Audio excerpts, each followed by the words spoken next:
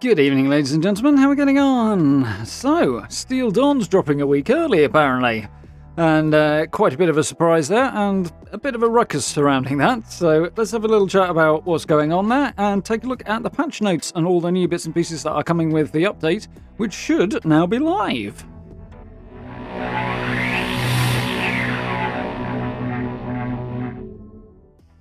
Okay then, so previously planned for the 1st of December, so a week today, next Tuesday, Steel Dawn has now released a week early. It should be live by the time this video is up. It's scheduled for 10 PM Eastern Time, which is 3 AM in the UK. So, a bit of a change of plan there. So, for what's basically happened, for those who don't know, somehow the patch has gone onto Xbox early, which has caused some pretty serious issues. Basically, the gist of it, as far as I can tell, is somehow, after it's gone through certification, the patch has been pushed out to people's consoles a week early, which then means the discrepancy between the patch on the actual console, on the player's side, doesn't match up with the version of the game running on the server side, which means you can't connect to the server.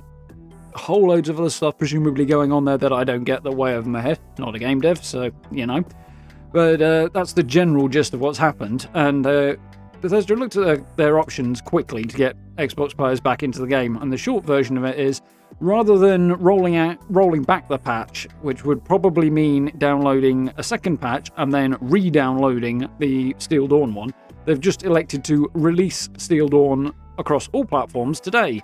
Obviously, the certification process for big updates like this on console mean that the update had to be ready probably a week or so ago at least, so it could go through all the in-house stuff at Sony and Microsoft, and then come out to players.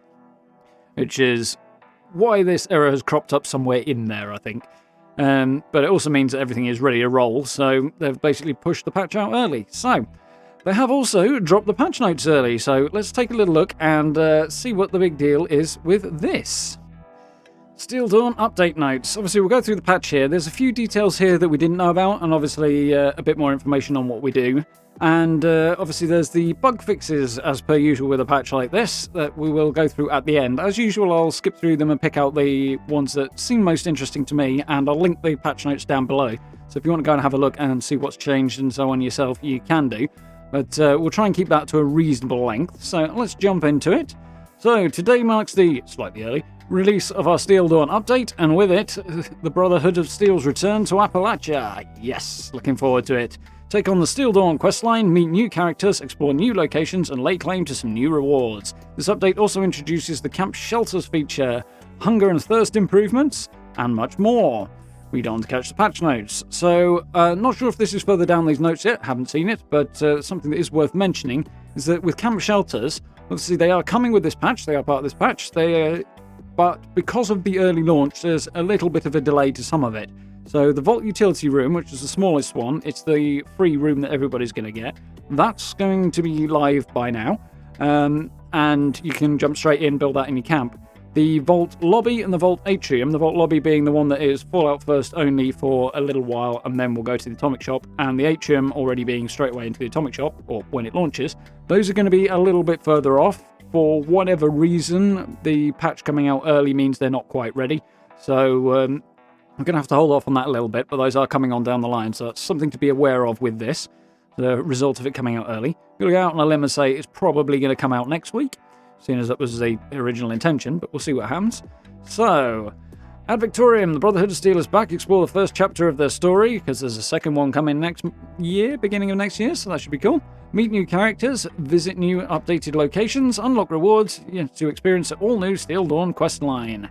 Head underground. Ooh. Flex those creative muscles by building your very own instance interiors with our first 3 camp shelters. Okay, I was thinking that might be something else for a second there. Gear up, complete Steel Dawn quests and take on daily ops to earn new weapons and armor straight from the Brotherhood arsenal. So we're getting new stuff into daily ops as well. And don't just survive, thrive. We've removed negative effects from hunger and thirst. Instead, you'll receive buffs that increase based on how well fed, crikey, and well hydrated you are. And save those atoms. Already have some of the items in an Atomic Shop button? Bundle? No problem. Bundle prices now lower automatically if you already own some of the items they contain. That's brilliant. That is a really good addition that we didn't know about.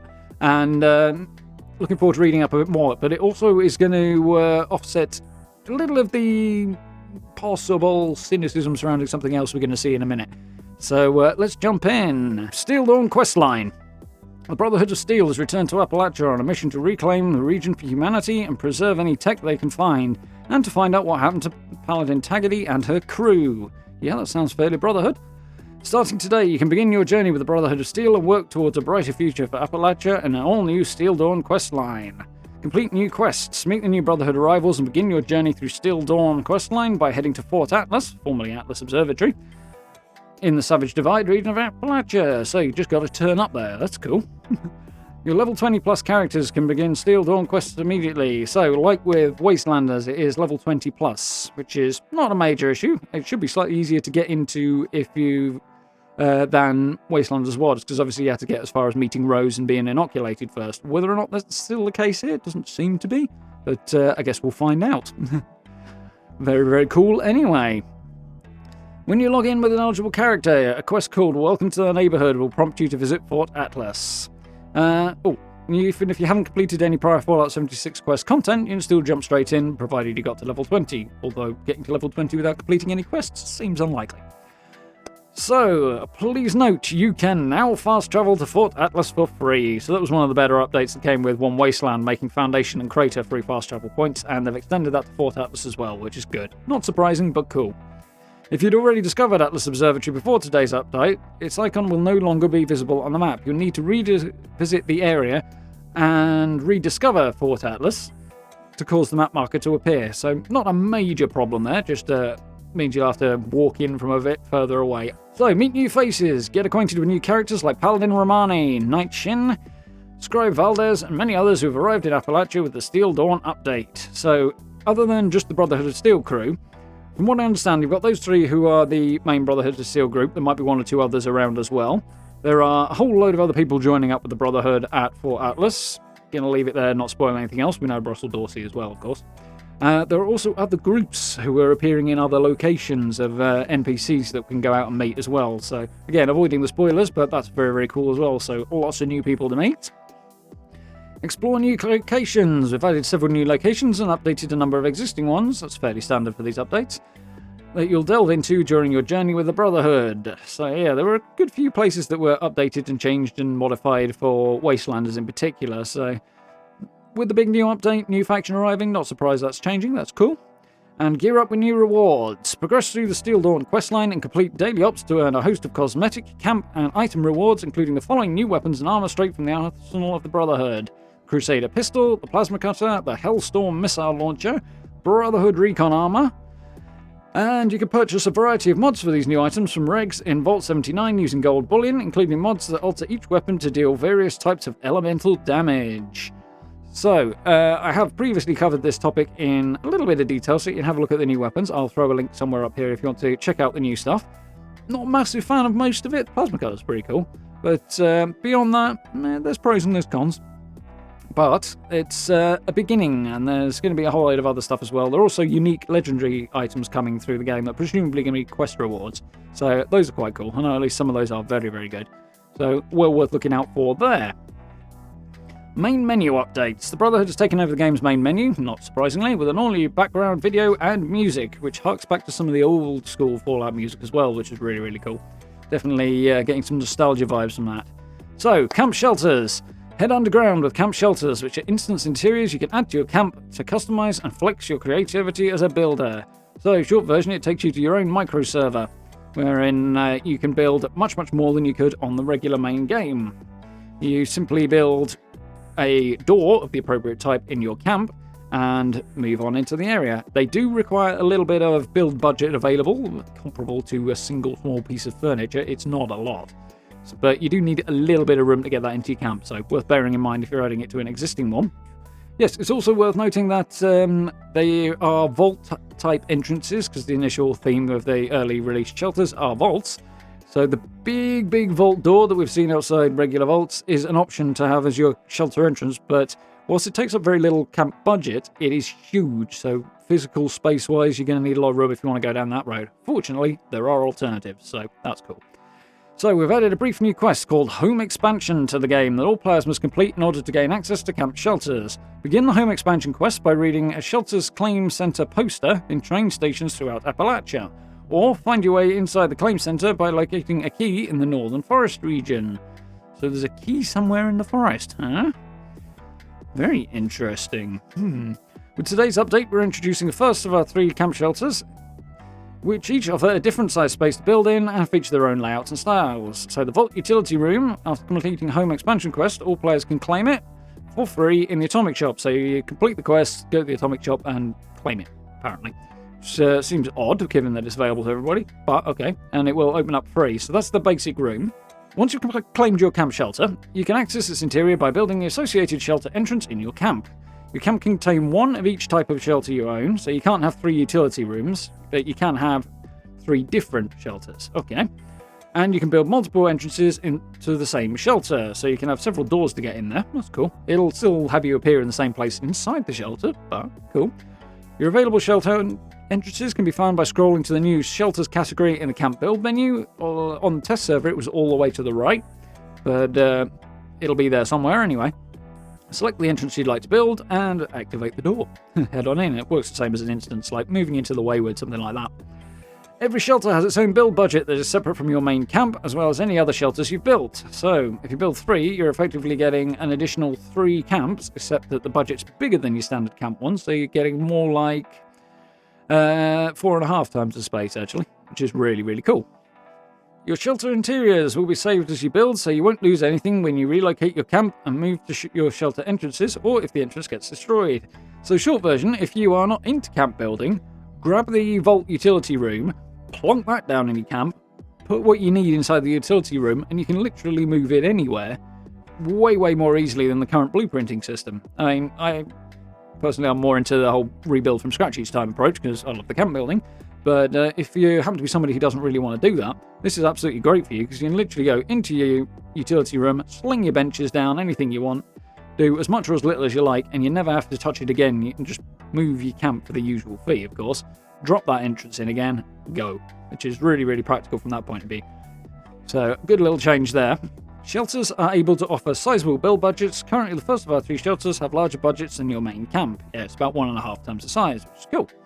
We've relaxed certain build restrictions inside shelters. This is also very, very cool, by introducing a toggle snapping option that you can turn on and off to place objects any way you'd like, or you can turn it back on to snap them back together as per usual. So mix and match with that, and then you can do all manner of crazy things. One prime example is with snapping off. You can put stuff up in the air if you want. It can float. You don't have to snap things to foundations. You can do whatever you like. In my previous video on the subject, I actually just plonked a sofa right in midair for the final outro, just sat on the sofa and chatted over it, which is an odd thing, but yeah, it also opens up a lot of flexibility, which is really, really cool. So for those who are into building, you can do all manner of crazy and wacky things, which is great. Additionally, use the shelter control panel inside of each camp shelter to quickly scrap or repair everything you've built so far. Be aware of one little thing though, traps are available in there, and you'll always enter from the same point, so you take a risk if you're going into somebody else's shelter, especially if you don't know them, and depending on what your friends are like, possibly if you do as well. So, enter other people's shelters at your own risk, it's worth knowing that. But there we go. So, design updates. These are the other bits and pieces that we didn't know quite so much about, apart from the Hunger and Thirst stuff, but there's some very cool stuff in here that's worth a look. Some of it I like, some of it I'm a bit more on the fence about, but we'll get into it. A common suggestion we've received from Atomic Shop aficionados has been to reduce bundle prices for players who already own some of the items they contain. With today's update, we're added a pricing tech that will do just that. Going forward, if you own 1 or more items in a bundle, its atom price will automatically reduce accordingly. So, nice and easy. The more items you have, the lower your adjusted price. Bundles that have been adjusted this way will now display your price versus the original price, so you can see how much you're saving as well. And items you already own will be marked in each bundle's description, so you'll actually be able to see what you own from each bundle as well, which is cool. We've also added a new bundles category on the left-hand side of the Atomic Shop menu, so you can more easily find all of the bundles that are currently available without having to hunt for them on multiple pages. So I've brought that up as well before now, the Atomic Shop needing a bit of an overhaul in terms of its organisation. That's a step in the right direction, still room for further improvement. Separation between what you own and what's available by category would be good. So if you go into, say, outfits, you can see the outfits you own under one subcategory and the outfits that are available under another, so they're not all jumbled together. Stuff like that would be great. Anyway, additional Atomic Shop updates. Backpack flares. This is a bit odd from my perspective. Add even more personality to your characters with a backpack flare. Basically, it's a keyring to clip onto your backpack. We've added 2 backpack flare slots to the modified menu for backpacks that you can use to add a cosmetic flare. Going forward, keep an eye out for different flares you can unlock in the Atomic Shop, claim from season scoreboards, or earn as rewards in-game. Okay, mixed bag there, that's cool. Backpacks you crafted prior to the Steel Dawn update will not have flare mod slots. Craft new versions for your backpacks to make the slots appear. So basically, if you recraft the same backpack, you should be able to then have a flare on that, but ones that are pre-made prior to today won't have the slot available. Just won't update at all. So please note, the backpack flare system is live as of the 24th of November today. Flares themselves are not yet available. We'll let you know as soon as we add them on a later date. Another symptom of the early release, I guess, but those are coming down in the future, so that's good to know about. So Fallout First. Items that have special discounts for Fallout First members will now appear in the Fallout First section of the Atomic Shop when on sale. They will also display a Fallout First icon, both in the first Fallout First category and their appropriate subcategories in the Atomic Shop, so you'll be able to see what's discounted for First members. Another perk if you are on the fence about picking up Fallout First, worth knowing about. This is the one that's hit and miss, so don't panic on this because I've had a minute to think about it.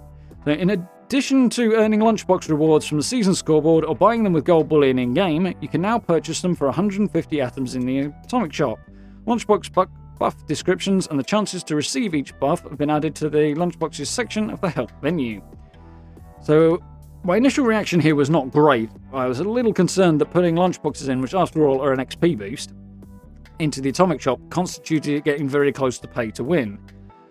I have thought about it. I don't think that's the case. I actually don't think it's going to be a big problem. I think Bethesda have probably put some thought into this. Well, it seems likely.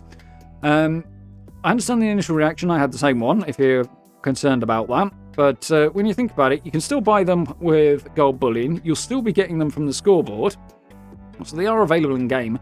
And all it does is give you extra XP, which, funnily enough, is still available even without lunchboxes. So it's basically...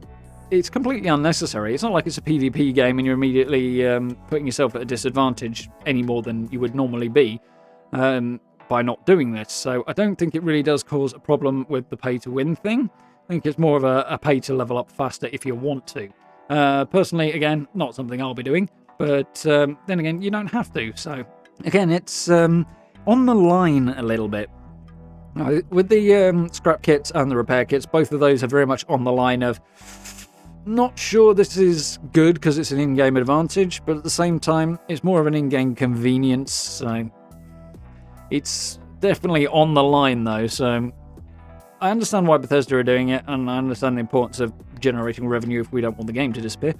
So I get it, but I'm not entirely comfortable with it, even if I don't think it constitutes pay to win. Not sold. But there we go. So, daily ops. New items. We've added some new rare rewards you can earn by completing daily ops. Those include plans to craft the Brotherhood Recon Armor, the Crusader Pistol, Plasma Cutter, and Hellstorm Missile Launcher. Question is, can you get them anywhere other than daily ops? I'm guessing not, but okay. I knew the Crusader Pistol was going to be a daily op reward. I didn't know the rest of them were, but the plans to craft those clearly are available from daily ops. So if you haven't been doing those, there's some extra nudge to do it if you are into those particular things. The Plasma Cutter in particular is worth having, I have to admit. And the Hellstorm Missile Launcher, not quite as much. I'd rather stick with the regular one, I think. But nonetheless, if you want to do cryo damage with a missile launcher, for example, or energy damage, it's worth picking up for that. Plan rewards. Say goodbye to duplicate plans. Ooh. Non-tradable item plans that can be awarded by daily ops, like the Warglaive plan, will no longer continue to drop as rewards after you've learned them. That's good, because that also increases your chances of getting something you haven't learned. Why they didn't do this straight away, I don't know, but that's good. It means you won't wind up with a stack of plans that you just can't use or get rid of, so that's cool. Definitely a bonus. Mutations and enemies. To help keep daily ops feeling fresh each day, we've made an adjustment to prevent the same enemy mutation and faction from appearing 2 days in a row. Which is great, because, yeah, variety is the spice of life, and also, when you hit particularly if you're soloing daily ops, certain combinations are significantly harder than others to get through solo and still hit that sub 8 minute mark. So having daily ops refresh and be different every day is definitely a good thing, keeps it more interesting, and it means you don't get stuck with several days of ops that you can't get the best shot at the rewards for. So that's definitely a bonus. It's going to make it a lot more appealing, I think, at least to me, so that's a very good thing. If you need a little help with daily ops and you want to tackle it solo without being crazy OP, video up here should give you a few pointers. Hunger and Thirst updates. We agree with the feedback from the community that our Hunger and Thirst mechanics could feel a little too punishing. What? What? It's not too punishing. If anything, it's pathetically not interesting. They're not so much punishing as they are a minor niggling inconvenience to manage. I think that's utterly ridiculous. I've no doubt people will disagree with me, and they're quite welcome to, but yeah, that's daft in my opinion.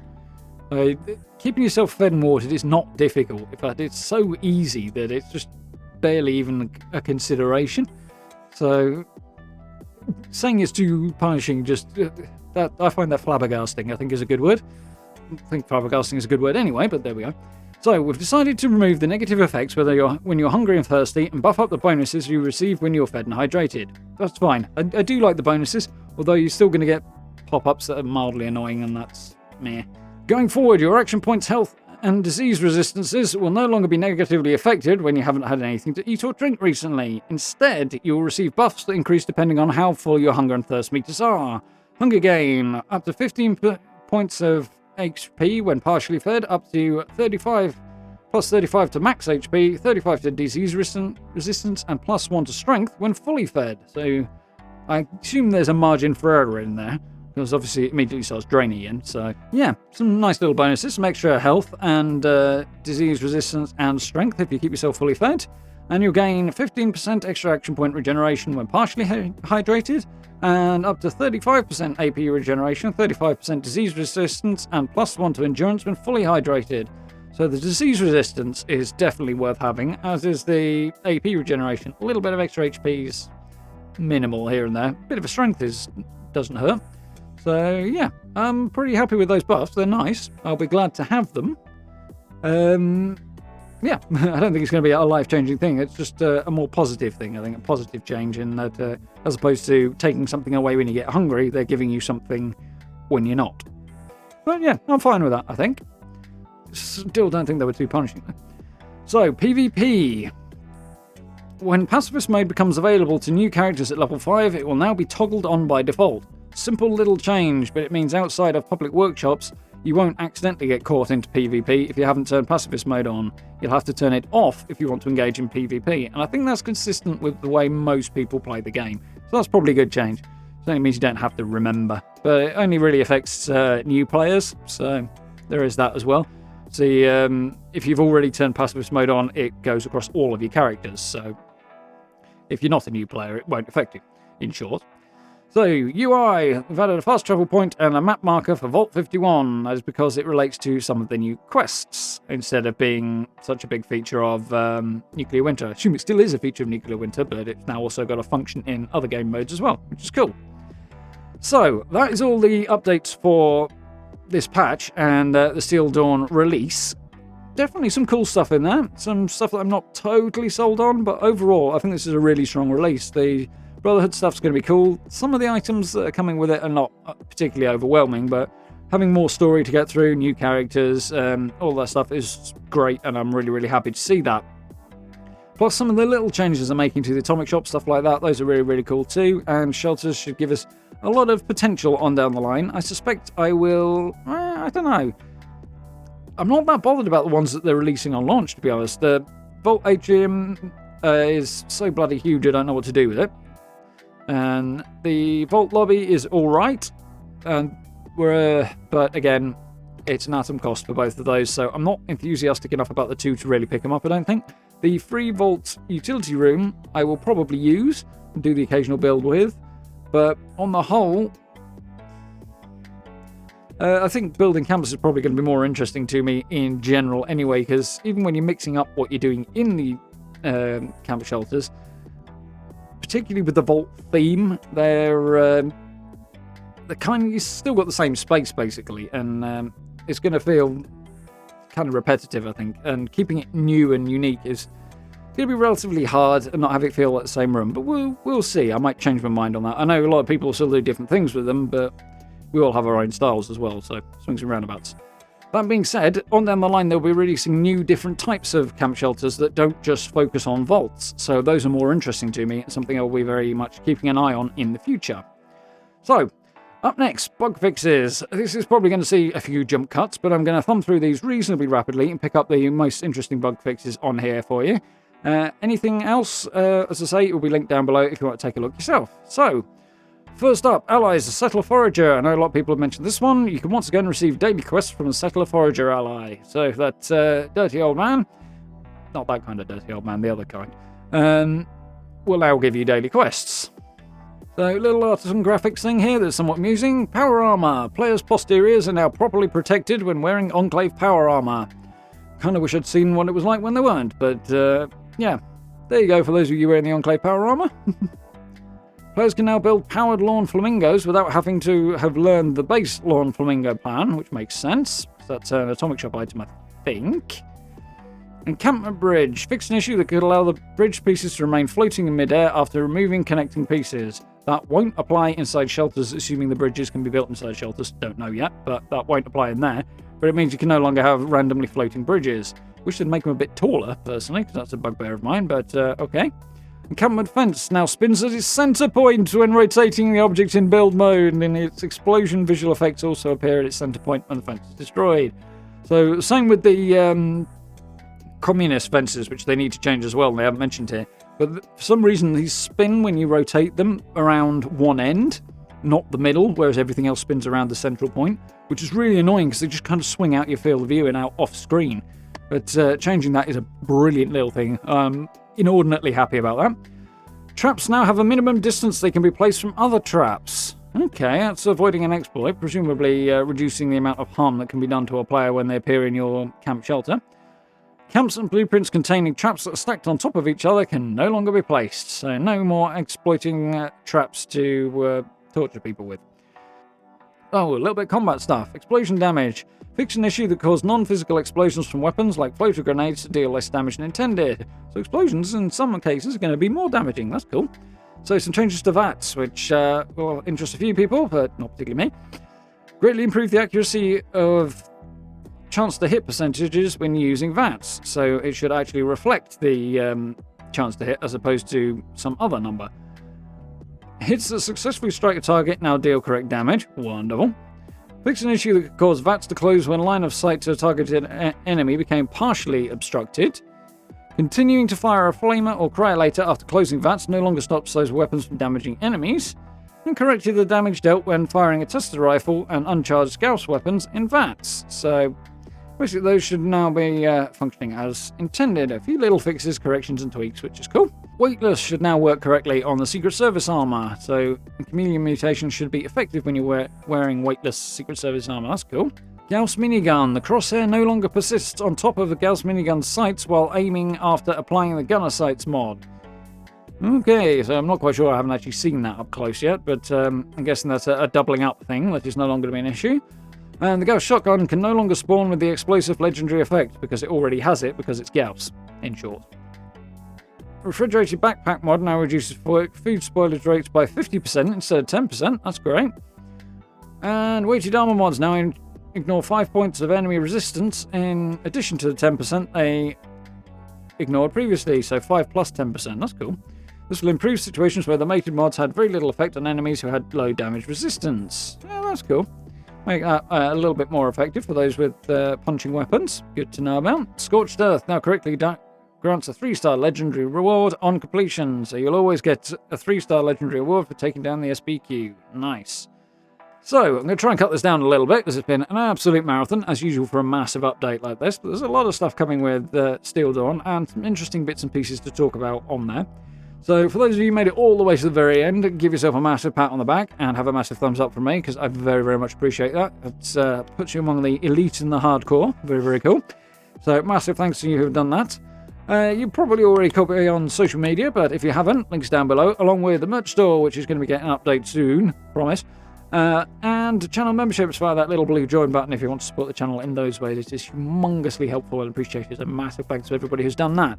So, yeah, very, very cool. Happy to see a lot of these changes. Looking forward to getting stuck into Steel Dawn, which we will be doing tomorrow, today. Well, effectively today, it's after midnight now. So, there we go. Looking forward to that. I do hope you'll join us for those live streams, which we will continue on Friday as well, as on Thursday we'll be playing some more of the Frozen Wilds update for Horizon Zero Dawn, the DLC there, which is really, really cool, and we're having a lot of fun with it.